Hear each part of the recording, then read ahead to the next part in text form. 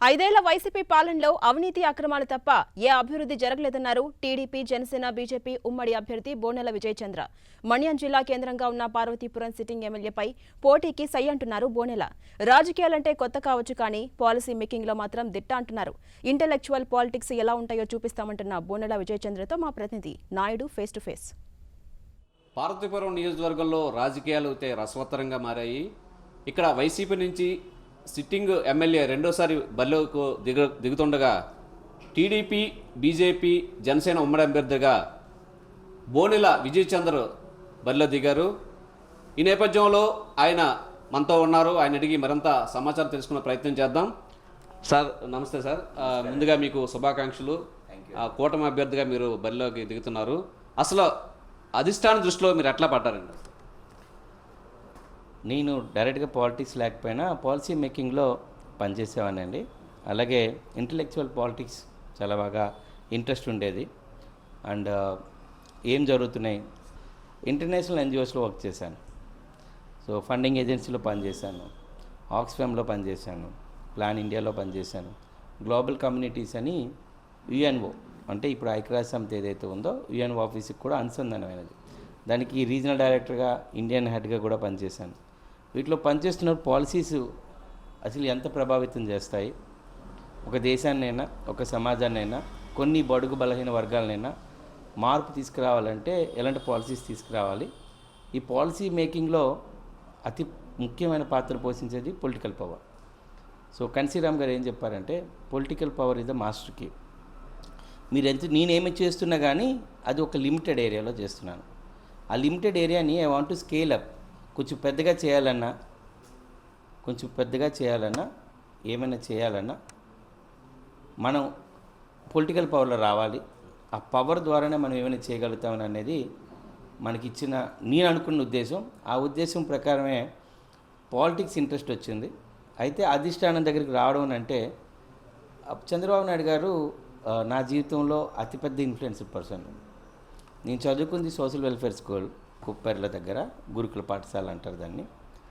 స్వర్ణాంధ్రప్రదేశ్ గురించి ఒక విజన్ చెప్పారు 2020. అది నాకు చాలా ప్రభావితం చేసింది. ఒక వ్యక్తి ఒక పార్టీ కోసం కాకుండా తన స్వప్రయోజనాల కోసం కాకుండా ఒక రాష్ట్రాన్ని ఎలా ముందుకు తీసుకెళ్లాలనుకుంటున్నాడు, రాష్ట్రాన్ని ప్రజల్ని అందులో ఎలాగ ఇన్వాల్వ్ చేయాలనుకుంటున్నారని ఆలోచించినప్పుడే రాజకీయాలు ఇంత ప్రభావితం చేస్తాయనని ఆ రోజు నుంచి నేను పెయింట్ పట్టుకొని స్వర్ణాంధ్ర సింబల్ ఉండేది, సన్ వచ్చి అటు వచ్చి ఉండేది కదా, ఆ సింబల్ నేనే వేసాను. సో ఆ సింబల్ వేయడం, ఆయన చూసి చాలా నేర్చుకోవడం, ఆయన మాట్లాడుతున్నవి, అసెంబ్లీలో చెప్తున్నవి, ఆయన విజన్ డాక్యుమెంట్స్ కానీ ఆయన విజనరీ గురించి చాలా ప్రభావితం చేసింది. అదే ఆయన కూడా నా దగ్గర చేసింది. అంటే బోనెల విజయచంద్ర అనే వ్యక్తి ఈ ప్రాంతానికి కొత్త, అసలు ఈ ప్రాంతం ఎవరే కాదు అనేది విపక్షాల ఆరోపణలు. విపక్షాలు ఏమైనా మాట్లాడతాయండి. నేను పుట్టింది నరసీపురం గ్రామం, ఇక్కడే పుట్టాను. ఇక్కడ అంగన్వాడీ స్కూల్లోనే చదివాను, ఇక్కడ స్కూల్లో కూడా చదివాను, నాకు గుర్తుంది. చదువు కోసం అని చెప్పి నా తల్లిదండ్రులు వైజాగ్ వెళ్ళారు. ఎప్పుడు ఊరు నొదల, ఊరిలో ఉన్న మా ఇల్లు కానీ ఊరిలో ఉన్న మా చిన్న పొలం కానీ ఇక్కడికే ఉంటాం, ఎప్పుడు ఇక్కడే ఉన్నాం. మా మూలాలు ఇవే, మా ఇల్లులు ఇవే, మా బంధుత్వాలు ఇవే. 4 మండలాల్లో కూడా మా బంధుత్వాలు ఉన్నాయి, అందరికీ తెలిసిన వాడినే. కాకపోతే రాజకీయంగా ఎప్పుడు కూడా ఇన్వాల్వ్ అవ్వలేదు. ఇంటలెక్చువల్ పాలిటిక్స్లో అయితే నేను ఇన్వాల్వ్ అయ్యి ఉన్నాను. సో విపక్షాలు ఏం చెప్తారంటే భయం పుట్టిందండి ఎప్పుడైతే ఒక స్ట్రాంగ్ ఒపోనెంట్ రావడమో. ఇంతవరకు వీళ్ళకి నల్లేరిపోయి నడకలాగా ఉండే ఉద్దేశంలో ఉండేవాళ్ళు. మేము వచ్చిన తర్వాత నుంచి ఆయనలో భయం పుట్టింది. ఆ భయం పుట్టడం ఏమని చెప్తాడంటే ఇలాంటివన్నీ మాట్లాడడం అనమాట.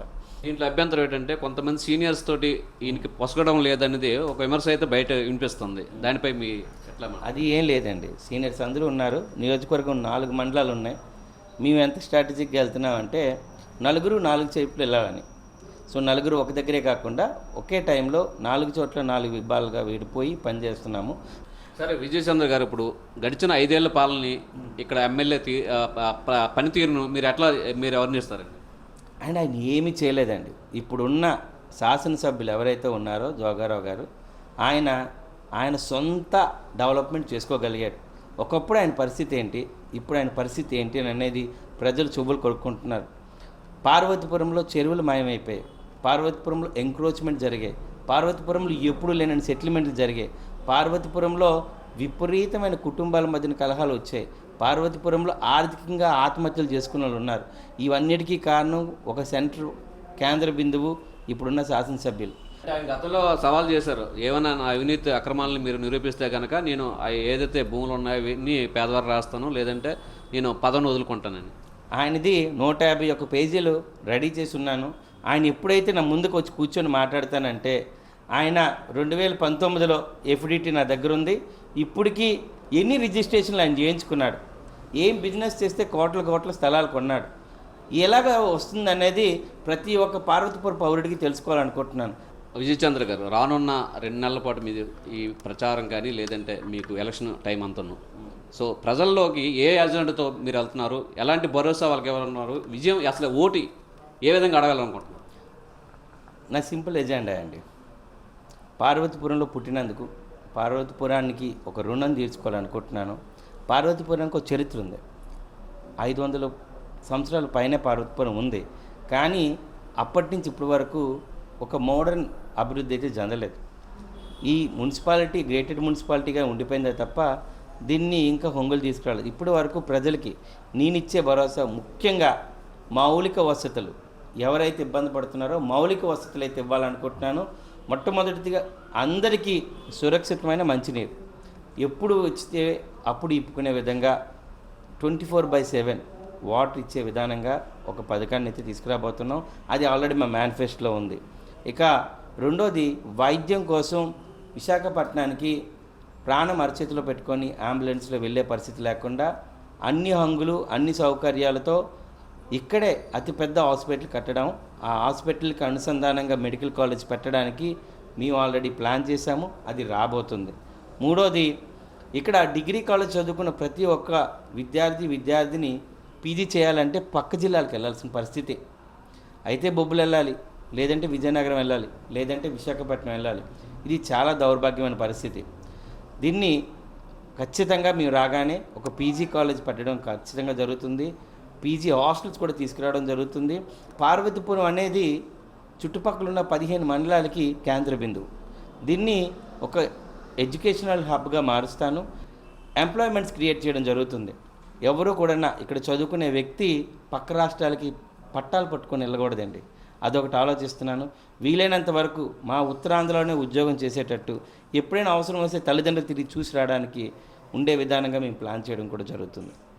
ఇది గత 5 ఏళ్ల పాలనంతా అవినీతి అక్రమాలు తప్ప అభివృద్ధి ఎక్కడా కానరాలేదని, రానున్న రోజుల్లో తమకు అధికారం ప్రజలు అప్పగిస్తే కనుక ఇదంతా మౌలిక సదుపాయాలు అంటే విద్య, వైద్యం, ఆరోగ్యం తదితర మౌలిక సదుపాయాలతో పాటు ఒక మోడర్న్ జిల్లాగా దీన్ని తయారు చేస్తామంటూ అక్కడ ఎమ్మెల్యే ఉమ్మడి అభ్యర్థి బోనెల విజయచంద్ర అయితే చెప్తున్నారు. కెమెరామెన్ శ్రీనివాస్తో నాయుడు, 10 టీవీ, పార్వతీపురం నుంచి విజయనగరం జిల్లా.